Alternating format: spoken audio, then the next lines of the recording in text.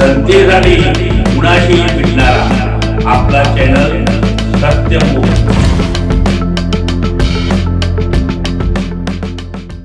शरद कला क्रीडा व सांस्कृतिक प्रतिष्ठान पुणे आयोजित राष्ट्रीय काव्यलेखन स्पर्धेमध्ये इचलकरंजीतील कवयित्री सुवर्णा पवार यांच्या कवितेला विभागून ₹10,000चं पारितोषिक जाहीर झालंय।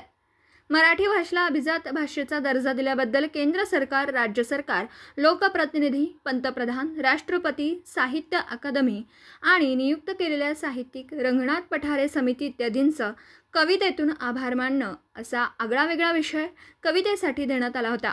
आभार मानतानाच मराठी भाषेचा उगम सांगून तिचं महत्त्व अधोरेखित करायचं होतं।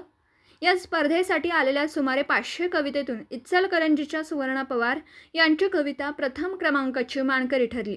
या यशाबद्दल शरद क्रीडा व सांस्कृतिक प्रतिष्ठान पुणे यांचे पदाधिकारी लक्ष्मीकांत खाबिया, अश्विनी पाचारणे, संदीप राक्षे, विवेक थिटे आणि परीक्षकांचे आभार मानले। सत्यमुख प्रतिनिधी रामभाऊ ठिंकणे, इचलकरंजी।